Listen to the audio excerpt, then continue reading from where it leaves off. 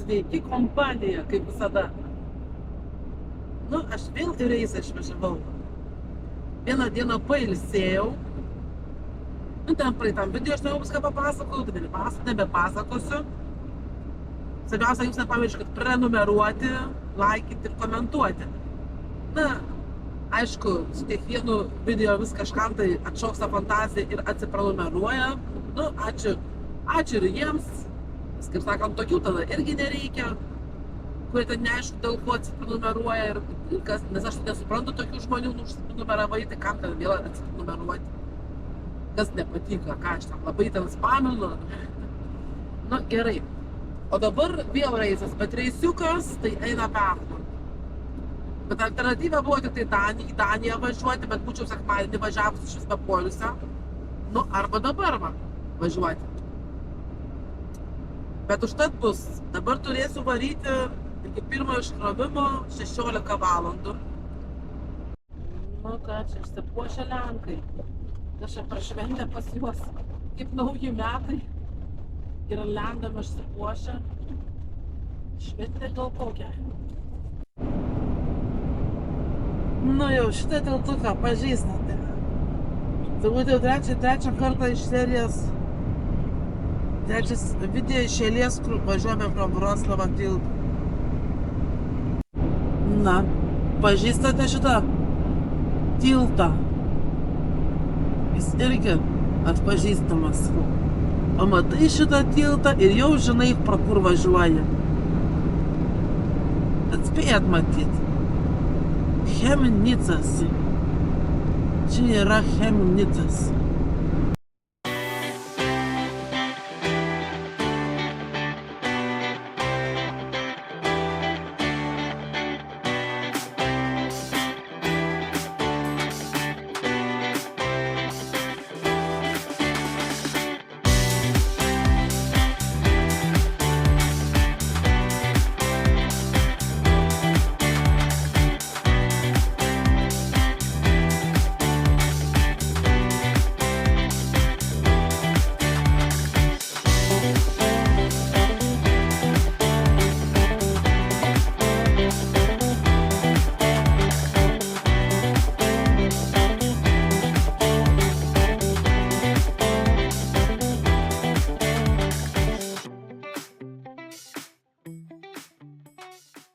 Geras kampas Bošo.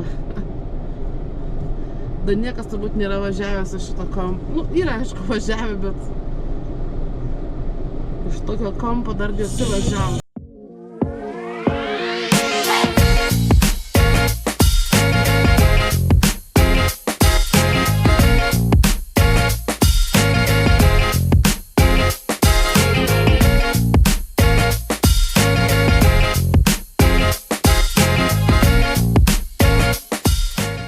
Būna kamščiai, va čia tai rajonas Nyfeno Olsberg, nu Štutgarto rajonas.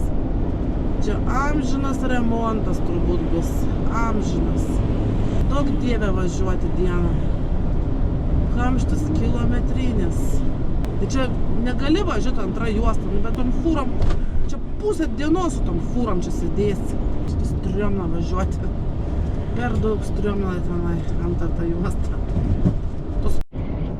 Nu ką, pažįstami kalniukai? Jau man atrodo, jūs matėte šitos kalnelius praeitam mano video. Tik buvo aptemęs dangus. Buvo taip niauru. O dabar matote tos pačius kalnelius? Tik tai jau saulėje. Jeigu nenusišneku, tai turėtų būti Alpės. Tikiu, nu jeigu nenusišneku. Ir kur aš mačiau šitą džipą, nes tas pats bus, kur aš čia irgi važiavau, Austriją važiavo.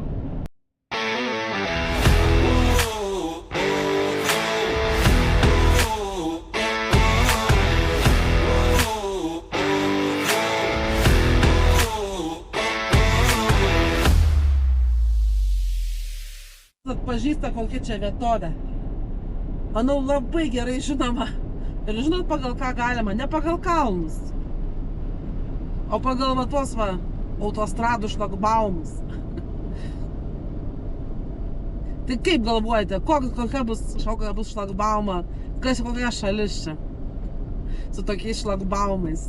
Nu tai aišku, Italija. Čia vienintelis skiriamasis bruožas. Vat įvažiavai pamatytos surūdijusius šlagbaumus, žinok. Nu, čia gal ne šlagbaumai vadinu, bet mano nematė bus šlagbaumai.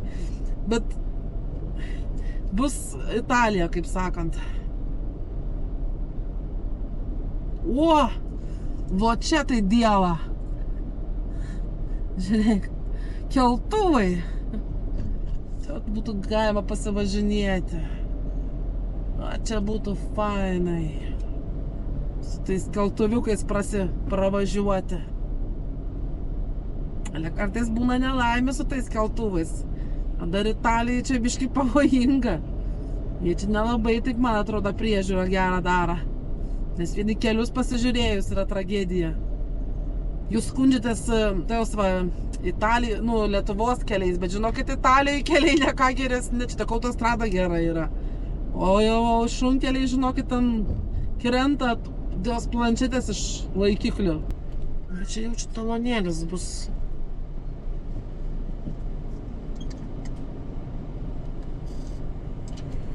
Talonėlis.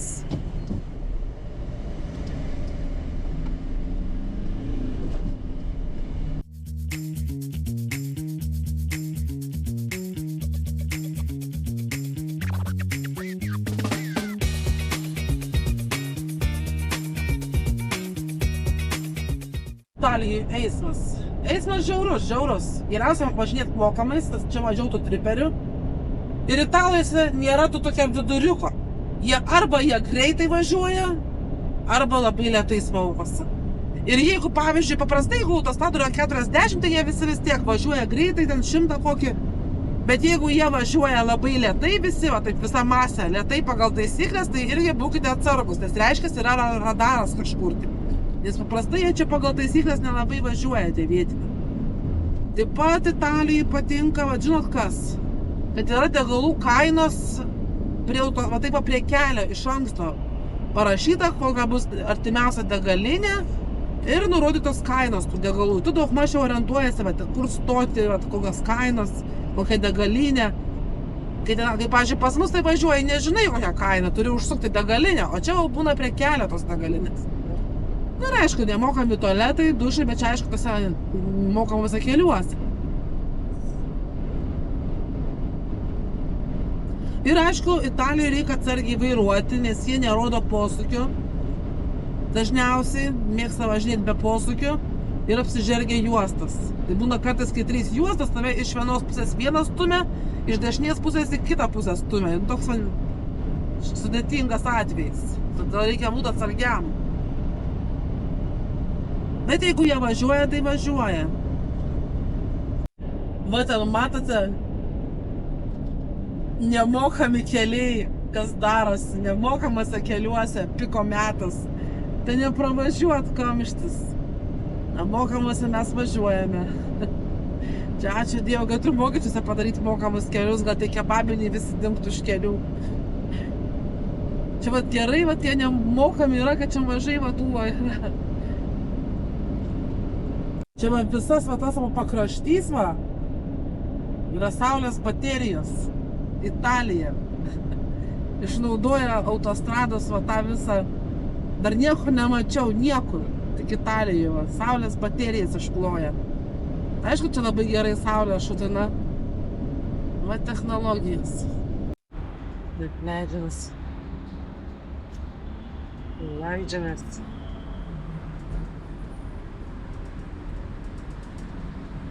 Krepšys. 83 eurai. Dar jeigu nebūtų alyvuogių, aliejaus, kur ne aš savo perku, būtų dar pigiau. Kai aš vien tik tai į reisą susiruošti, nusiperku kanaus limonado biškį, vandens, kaip sakant, kažką užkasti, jau maksimai 40 eurų palieku. Už nieką. Čia ir miltai, ir cukrus, ir aliejus, kapučina, nu dar visoks, 82 eurai. Šunų ėdalas, nu iš vis juokas.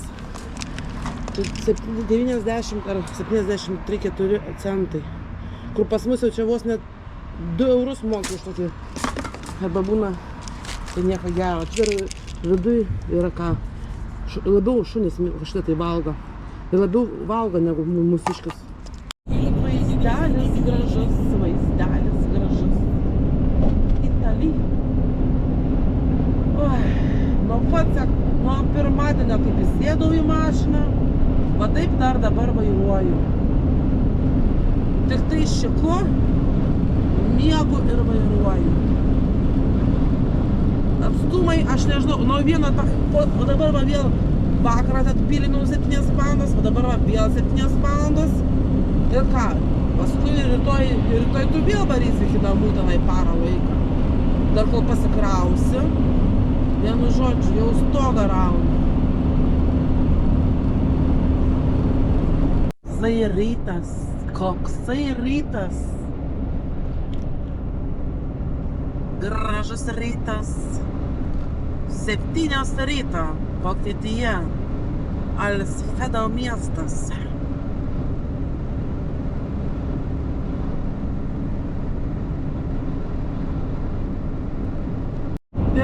Dėl kažko tai jie čia protestuoja. Dėl ko jūs čia?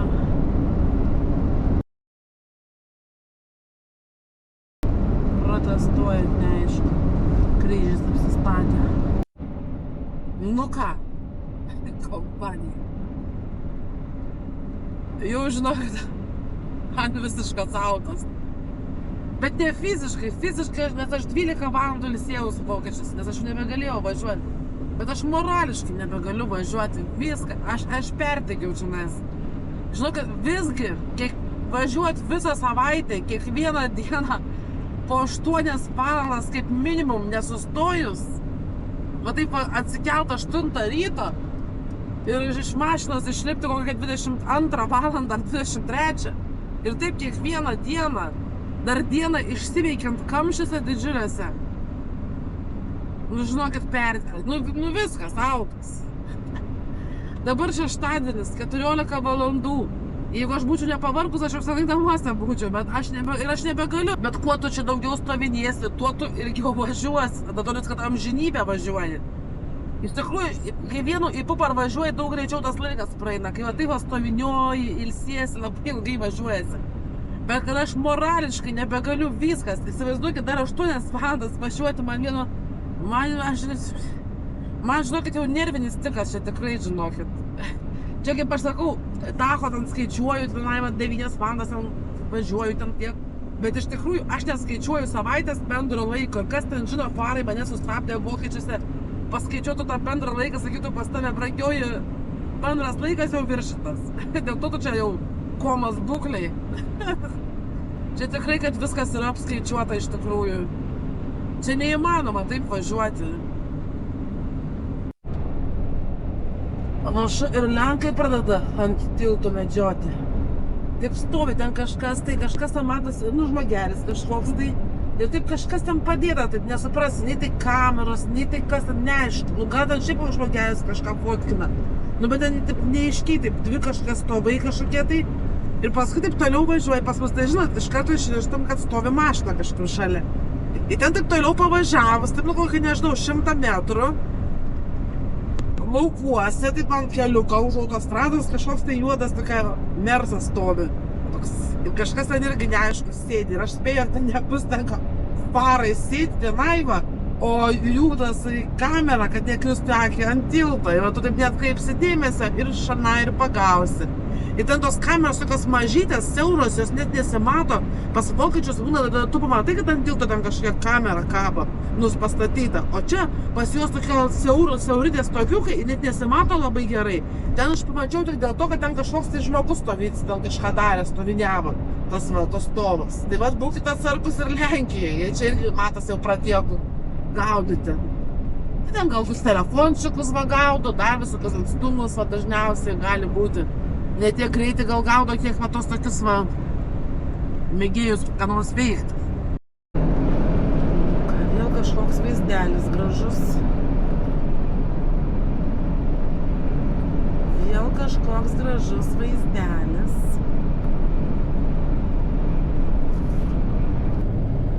Bet ten žmogelis gyvena, tai eina peko. Bet ten tenai patekti namus tai linksma. Įsivaizduokit, nevažiuoti iki namų ten. Ir gavau šitokį komentarą. Ale, va čia tu labai nelaiminga atrodai čia, va, pas kitus tenai video tik tai pozityvas 20%. Nu, tai aš jaučiu, tie visi pozityvai tenai ir atsiprenumeruoja iš manęs. Tik aš niekaip nesuprantu, ką jie čia blogo mato. Aš net specialiai peržiūrėjau video, nu kur ten toks negatyvas, kad jau čia būtų lemba, aš kitus žiūriu, yra kai kurie, kuriuos ten žiūri, komentuoja, ten dar, bet kad ten jis nieko neparodo absoliučiai, ten šūda malą visišką, ten absoliučiai šūda malą ir žiūri jį tenai, ko nesuprantu. Čia dar stengiasi kažką pafilmuoji, kažką pamontuoji, parodyt, kažką, ne vien, tokius, nežinau, dar kažką papasakoji. Bet aš galvoju, kalbu, nežinau, bet specialiai dar peržiūrėjau tos video, kai kuriuos.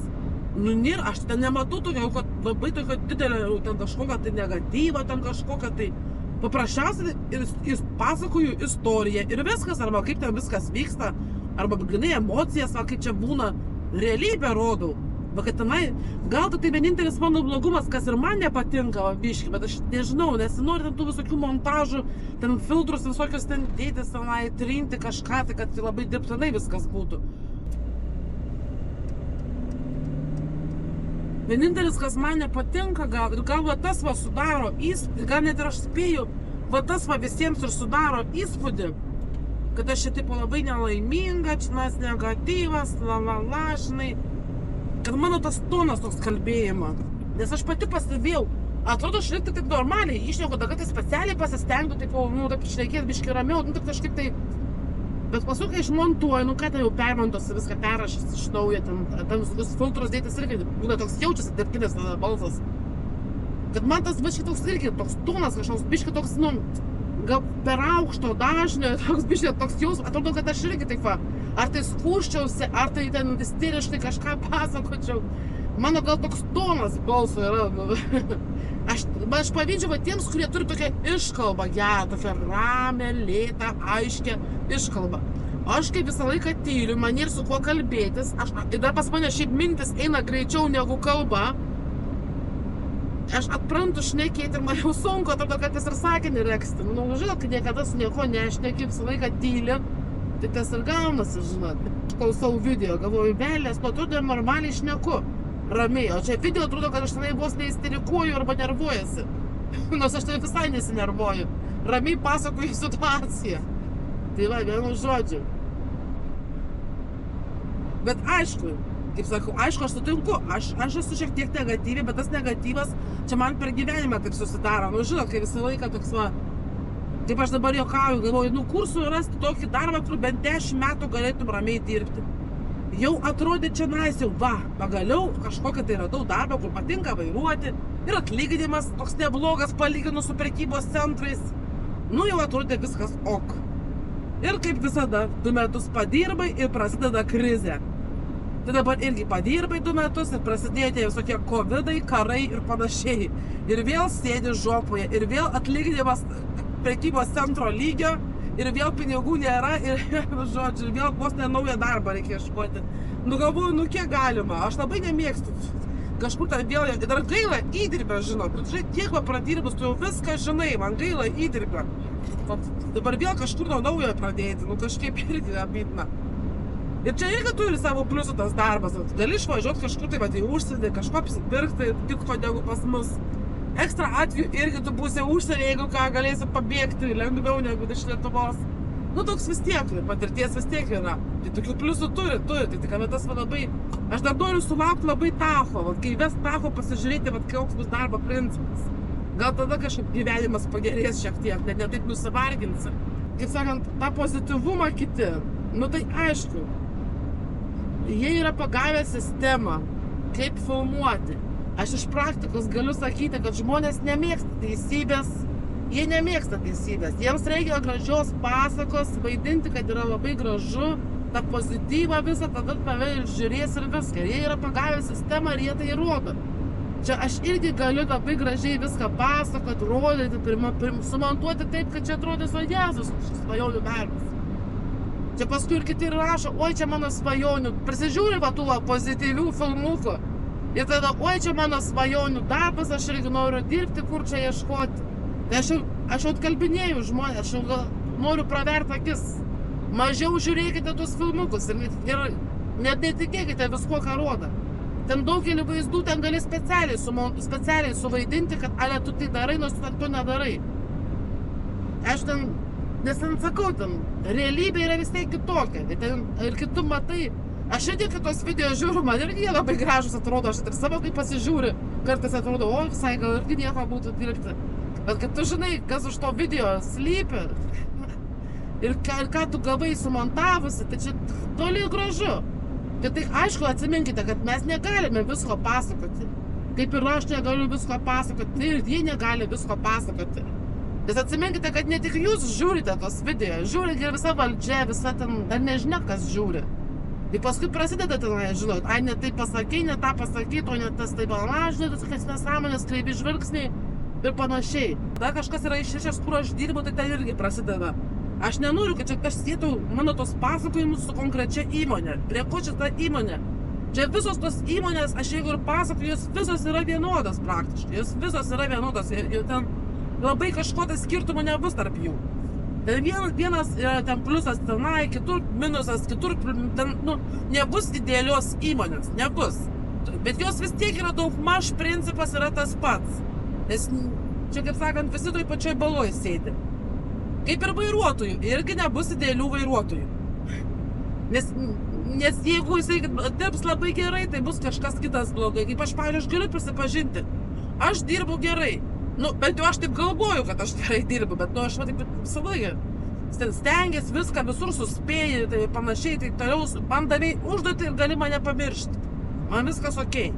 Bet mano vienintelis minusas, kaip sakau, kaip visi sako, tas negatyvas, tai kad aš netyliu. Aš galiu išsakyti viską, ką galvoju. Ten, vienu žodžiu, išsakyti viską, ką galvoju, ten susinervinus vienu žodžiu, ten, kaip sakant, papisti protušką. Aš protą pisu gerai, galiu. Tik svarbu, bet aišku, reikia žinoti, kaip mane ten suvaldyti. Vat, kuris žino, kaip mane suvaldyti, tam bus gerai. Bet kuris nežino, jis tada ir užsirauna. Tada jau užsivedi. Čia svarbiausia, kaip sakant, tai va. Tai va toks ir yra. Čia idealių nebūna. Kitas, kuris bus labai gerai sukalbamas tenai, tai žiūrėk, jisai blogiau dirbs kaip nors. Kur nors nespės, žaplinės. Bet su juo bus lengva susikalbėti. Tai va toks ir gaunasi. Nes aišku, mano tas nervuotumas yra ir nuo to, kad aš pavargstu paprasčiausiai, aš pervargstu. Tai tu čia nes varai, non-stopų, nevalgys, turi ką vos spėjai nueiti. Tai ko tu nori? Tai tu nervuojasi, tada tau nervas ima jau iš nieko. Jau tu pasiekęs, esi tokia stadija, kad tu jau nervuojasi dėl to, kad nervuojasi, va, kas pabairis. Tai va tas negatyvumas mano toks. Ir aš esu mergelės ženklo, tai supras, kad mergelės ženklas yra kritiškas, jisai mato daugiau negu kiti, pastebi detalės, tai įsivaizduokit ir jisai nebijo išsakyti nuomonės. Aš tiesiai pasakysiu ir viso. Ir aišku, per tą savo, kaip sakant, ilgą liežuvį visada ir nukenčiu. O kiti, kurie tyli, su viskuo sutinka ir nieko nesako, jie atrodo geručiai prieš mane, žinot. Visą laiką tai būna, tu visą laiką nukenti.